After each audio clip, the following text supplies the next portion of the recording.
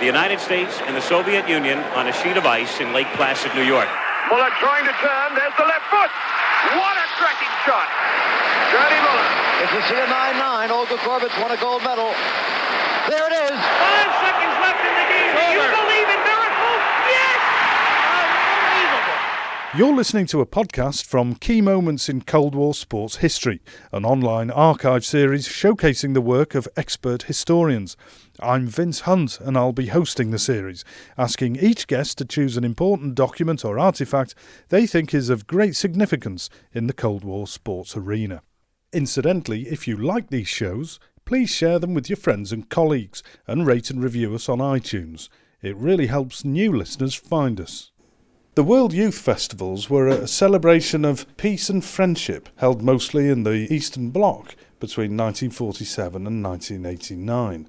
There were 13 festivals in all. 11 of them took place in communist countries, one in Vienna and one in Helsinki, which incidentally were neutral and non-NATO countries. Nick Rutter is a Woodrow Wilson Centre Fellow who has specialised in studying the importance of these festivals. Nick, your areas of expertise are German and Soviet history. How important were these World Youth Festivals? Well, they were very important to the sponsors, and those sponsors were international organizations that were supposedly non-governmental organizations without any political bias. One of them was called the World Federation of Democratic Youth. The other one was the International Union of Students. But who was behind those organizations? Well, it was the Soviet bloc, the Eastern Bloc. So for those countries, it was very important. And it was important not just because, sure enough, the festival was, we could say, one of the most elaborate, expensive international events of the Cold War era.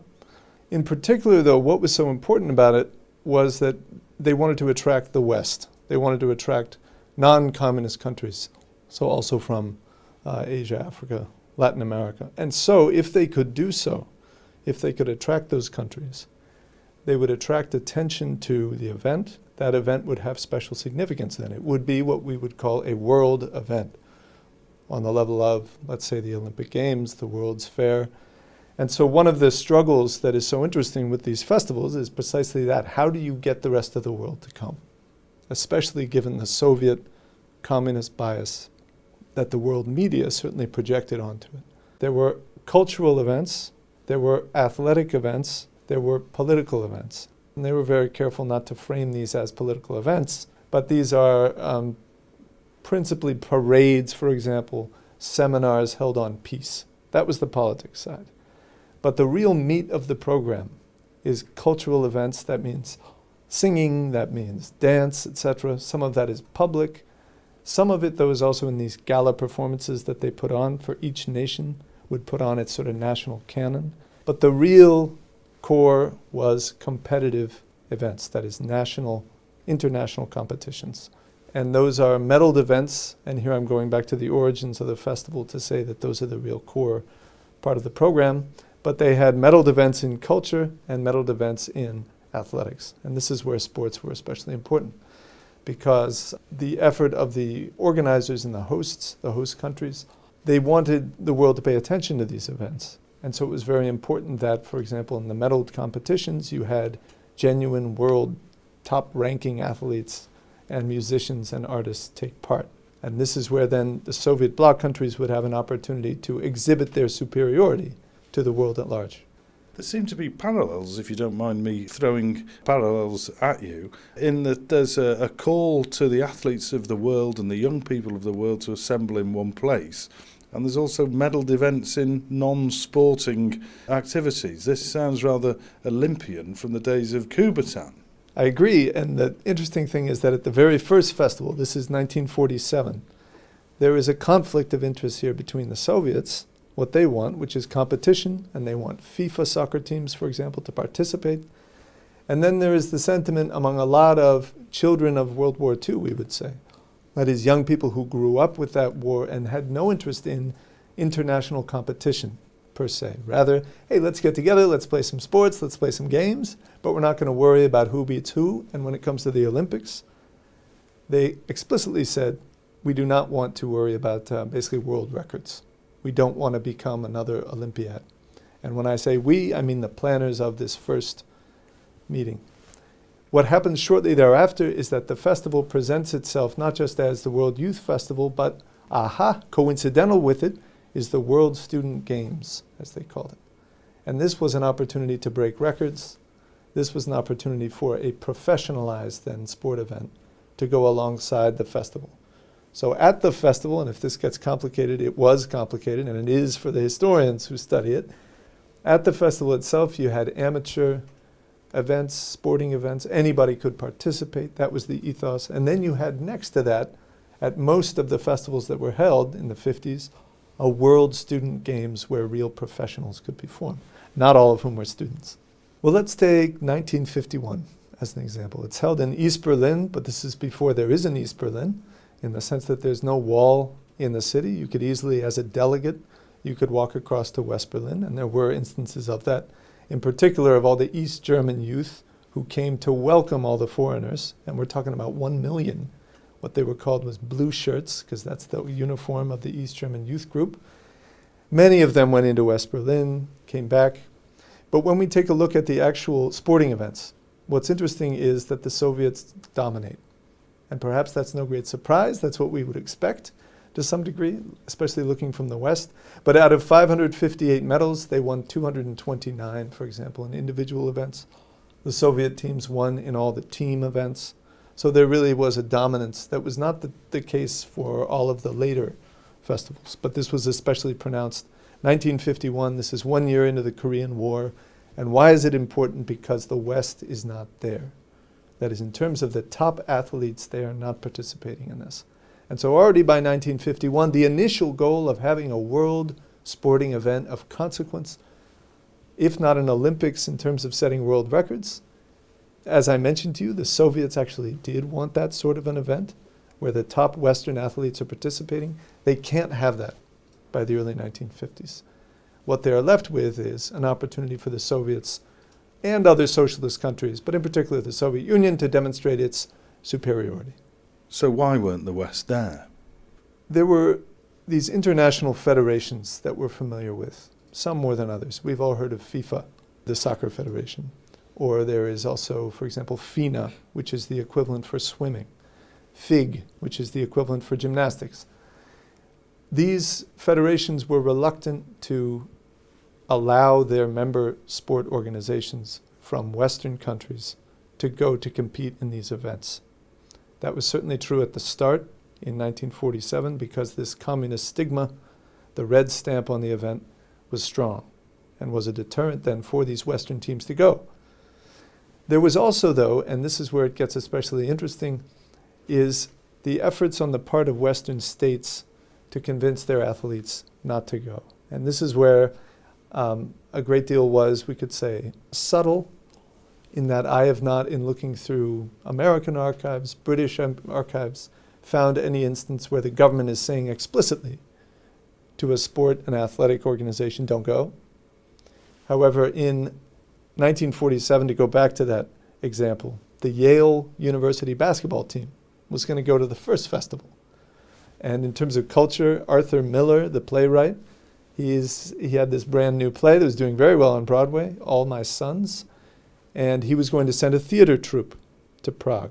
That doesn't happen because the U.S. government doesn't allow anyone who's headed to this festival to go on government-sponsored ships to Europe that summer. Why is this important? Because it shows us then that the American government is taking steps to prevent athletes, in this case the Yale basketball team, from participating. So it becomes very difficult for these Western organizations to justify going because the threat, it seems, is pretty great, that their Western governments don't want them to go, and we all know that at least here in the United States, for Joe McCarthy, for instance, in the early 1950s, that threat of being involved with communism was very strong. You mentioned East Germany in 1951, but these games started in 1947. What kind of scenario was that then, with the war just having ended and this Iron Curtain coming down across Europe? Imagine that it's 1945, it was the fall of 1945 in London, and a new organization is established called the World Federation of Democratic Youth. And this is an organization that had some precedents in the interwar period, but nevertheless declared itself as a new frontier, basically, for peace, friendship, cooperation between youth around the world. At that event, at that opening, at the founding of this organization, Harry Truman sent his greetings, Eleanor Roosevelt sent her greetings, the British government sent an emissary to welcome this event. Everything seemed then at the beginning that this grand alliance, as it was called, between the Soviets, the Americans, the Brits, that was going to stay strong. A moment of great hope, we could say, in peace. And this is often forgotten because, of course, we know what comes afterward, the Cold War. But what takes place is there at that meeting in 1945, the idea is proposed for a festival. And this festival will be of youth. It will be for peace and friendship, as I just mentioned. When we get to 1947, a great deal of water is under the bridge. Diplomatically, tensions are high. And when the first festival actually meets in July of 47, this is just after Stalin has prohibited the Czechoslovak government from taking Marshall Plan aid, and that's a very significant event in the origins of the Cold War. Right after the festival is finished, and here we're talking early September 1947, the Soviets established what's known as the Cominform, and this is an organization that is all about defining communism in opposition to the West, in opposition to capitalism. What does this mean? It means that the actual festival takes place just at the genesis of the Cold War. In May of 1947, shortly before that event, the U.S. government prohibits anyone who is headed to this festival to go on U.S. government-backed ships. And so in 1947, what you get is, from the West, by and large, a strong left, majority communist representation at these events, and very quickly it becomes hard for the events that set out to demonstrate that the Soviet Union wants to maintain these close alliances it has with the West. Now, were the Soviets coming out and saying that they actually sponsored the event? Well, no, they support it, just as all other participants support it. But it is not a Soviet event, at least as they present it.